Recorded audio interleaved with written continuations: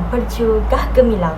Kembali lagi kita di channel Perju UPSI, iaitu Persatuan Geografi UPSI di Apa Itu Geografi episod yang ke-8. Saya Nur Fazlina Hani binti Zawani bersama partner saya iaitu Ernie Nur Khairunisa akan menerangkan berkenaan dengan sumber air.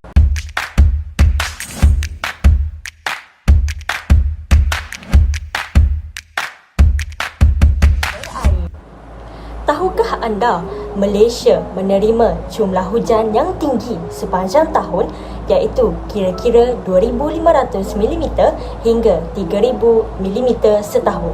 Disebabkan itu, Malaysia kaya dengan sumber air iaitu air permukaan dan air bawah tanah. Saya ulang, air permukaan dan air bawah tanah. Sumber air utama di Malaysia adalah sumber air permukaan iaitu sebanyak 97%. Sumber air yang pertama ialah air permukaan. Air permukaan terhasil apabila hujan yang turun, air hujan tersebut akan mengalami proses hidrologi seperti intersepsi dan infiltrasi. Air hujan ini akan mengalir di permukaan bumi sebagai air permukaan. Contoh air permukaan seperti sungai, tasik dan empangan. Tahukah anda juga sungai merupakan sumber air yang utama untuk kegunaan domestik seperti di rumah, industri, sumber pengairan pertanian dan sebagainya. Sumber air yang kedua ialah air bawah tanah.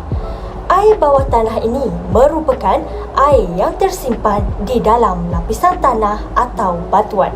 Hanya 3% air bawah tanah digunakan di negara kita. Contoh air bawah tanah di Malaysia ialah air mata air dan air perigi. Negara kita kaya dengan pelbagai sumber air. Namun, negara kita juga terdedah kepada krisis air. Pernahkah anda semua terfikir apakah puncanya?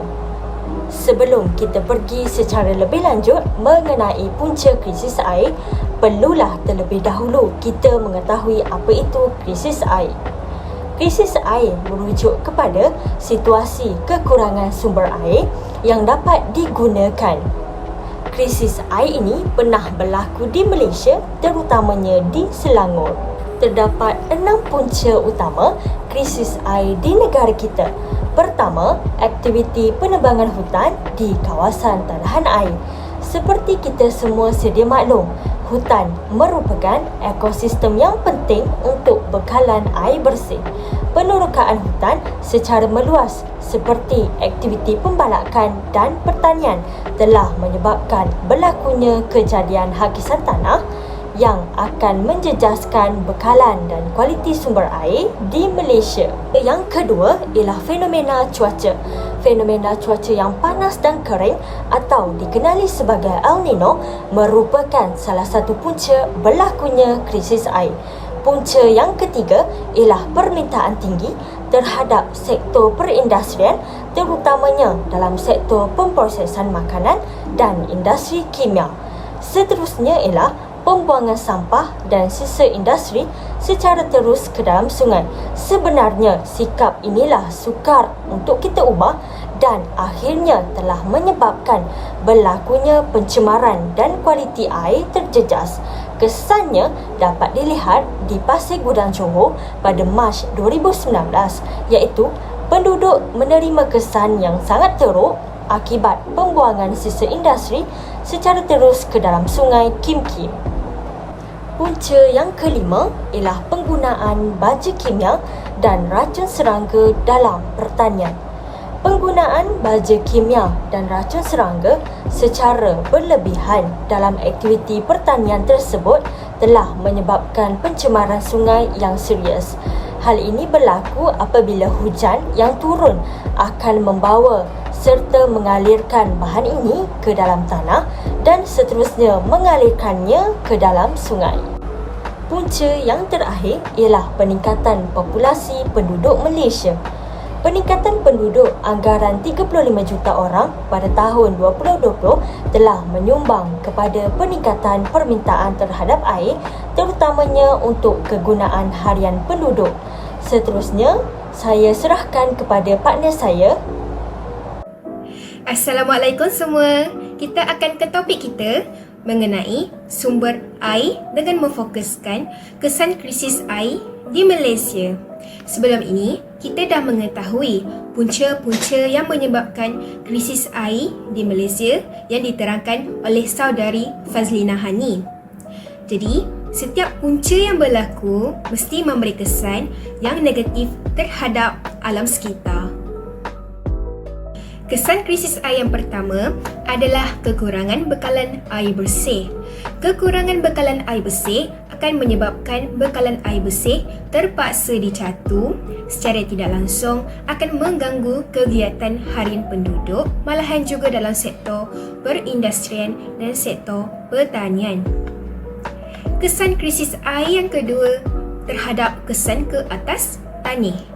Hal ini akan menyebabkan tanah menjadi kering kontang, akan memberi kesan terhadap kegiatan pertanian, terutamanya dalam penanaman padi. Secara tidak langsung, ini akan menjejaskan sumber bekalan makanan dan juga hasil pengeluaran negara. Kesan krisis air yang ketiga terhadap kepupusan flora dan fauna, di mana punca krisis air akan menyebabkan pencemaran air secara langsung sehingga menyebabkan hidupan flora dan fauna mati dan pupus. Dan terakhir sekali, kesan krisis yang keempat terhadap kemudaratan kepada manusia. Kemudaratan kepada manusia akibat daripada penyakit bawaan air kerana bekalan air bersih tercemar, misalnya penyakit taun, demam kepialu dan penyakit kencing tikus atau leptospirosis. Baiklah, kita akan beralih ke langkah-langkah bagi mengurangkan kesan krisis air. Antara langkah-langkah yang dicadangkan dalam mengatasi kesan krisis air adalah pemeliharaan dan pemeliharaan kawasan tadahan hujan. Hutan berperanan sebagai kawasan tadahan hujan.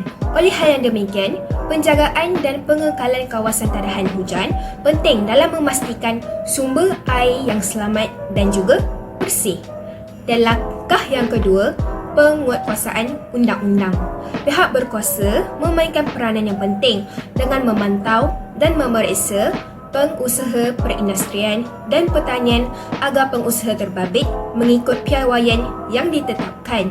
Sebagai contoh, antara penguatkuasaan undang-undang yang melibatkan krisis air adalah Akta Suruhanjaya Perkhidmatan Air dan Akta Kualiti Alam Sekitar Sekeliling 1974.